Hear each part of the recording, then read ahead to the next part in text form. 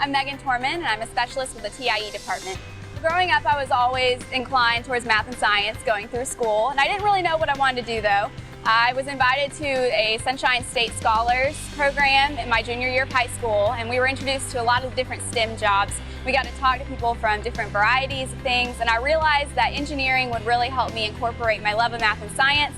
Our role is extremely important to DENSO. It directly impacts our profitability, of course, and our bottom line. We're trying to reduce waste and improve our efficiency, but more importantly and more enjoyable from our side is that it really empowers the associates to feel like their changes are being heard, that their opinions are heard, and they actually get to see their opinions implemented.